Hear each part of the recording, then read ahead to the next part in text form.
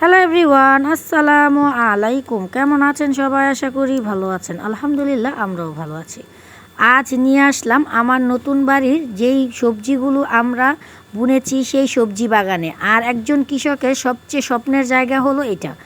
কারণ কৃষকরা অনেক কষ্ট করে তারপর ফসল ফলায়। এই ফসল যদি কোনো রকম নষ্ট হয়ে যায় তাহলে কৃষকের অনেক কষ্ট হয়। কারণ হলো কৃষকরা কষ্ট করে সবজি বাগান বুনে, যে সবজি বাগানে তাদের অনেক স্বপ্ন থাকে। এখন দেখতেই পাচ্ছেন এটা একটা লাউয়ের টাল। আমার আব্বা এই লাউয়ের টালটা এখানে নতুন টালটা দিয়েছে। আর মাশাআল্লাহ লাউয়ের টালটা কতটা বড় সেটা আপনাদের দেখিয়ে দিচ্ছি। আর লাউয়ের কিন্তু বাউন্তি বেয়ে গেছে, আর কচি কচি লাউ কিন্তু বের হয়ে গেছে। এখন যেহেতু শীতকালে কিন্তু নানান ধরনের সবজি পাওয়া যায়। আর নিচে যে সবজি বাগানগুলো আছে সেটাও আমি আপনাদের দেখিয়ে দিব। এখানে দেখতেই পাচ্ছেন দুইটা ছোট ছোট লাউ বের হয়েছে। এই লাউগুলো কিন্তু যখন আমরা কাটতে যাব তখনও আপনাদের সাথে শেয়ার করব। এখনও যেহেতু লাউটা কাটা হয়নি, ছোট ছোট লাউ, আর ভিডিওটা যেহেতু 2 দিনকার ভিডিও এই জন্য কিন্তু আপনাদের দেখিয়ে দিচ্ছি। আর আগের একটি ভিডিওতে আপনাদের যখন আমরা কবি চারাগুলো বুনেছি তখন দেখিয়েছিলাম। আর ফাইনালি কিন্তু এখন কিন্তু কবি চারাটি মাশাআল্লাহ কতটা বড় হয়েছে সেটাও আপনাদের দেখিয়ে দিচ্ছি।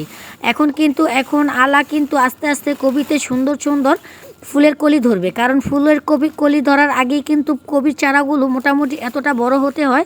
এখন কিন্তু ফাইনালি মোটামুটি অনেকটা বড় আমাদের কবি বাগান হয়ে গেছে। এখন এই সবজিগুলোতে খালি ফুলের কলি ধরবে। এখানে কিন্তু নানান ধরনের সবজি করা হয়েছে। আর এই সবজিগুলো সবই আমার আব্বা করেছে। কারণ হলো আমার আব্বু সব কাজে পারদর্শী। ইনি কিন্তু কৃষক মানুষের কাজ কিন্তু সব রকমেরই কাজই পারে। এখন দেখতেই পাচ্ছেন এখানে কিন্তু টমেটো চারা বুনে দিয়েছে। এখন টমেটো চারাগুলো মাশাআল্লাহ মোটামুটি বড় হয়ে গেছে। আর নিচের সাইডে কিন্তু আরও লাউ চারা বুনে দিয়েছে। আর এই লাউ চারাগুলো মাশাআল্লাহ কতটা বড় হয়ে গেছে সেটাও আপনারা দেখতে পাচ্ছেন। আর এখান থেকে কিন্তু আমরা লাউ চারা থেকে লাউগুলো নিয়ে খাওয়া ধরেছি।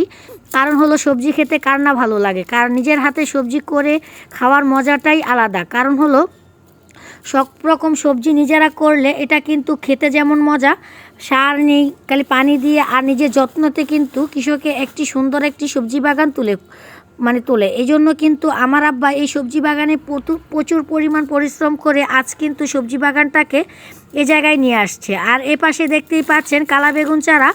আর কালা বেগুন চারাতে মোটামুটি কালা বেগুনও মাশাআল্লাহ অনেকটা ভালো ধরেছে। আর যেহেতু এখন শীতকালে কিন্তু কালা বেগুন চারাতেও মোটামুটি ভালো কালা বেগুন এসেছিলো।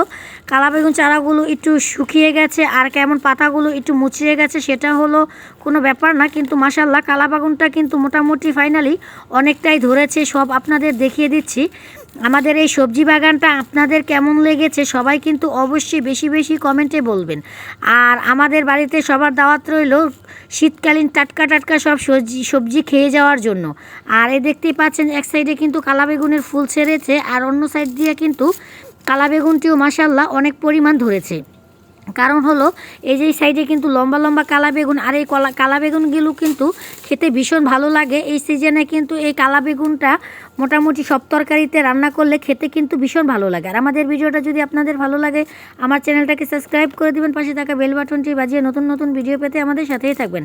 যারা ফেসবুক পেজ থেকে আমার ভিডিওটা দেখছেন তারা আমার ফেসবুক পেজটাকে ফলো করে দিবেন। আল্লাহ হাফেজ।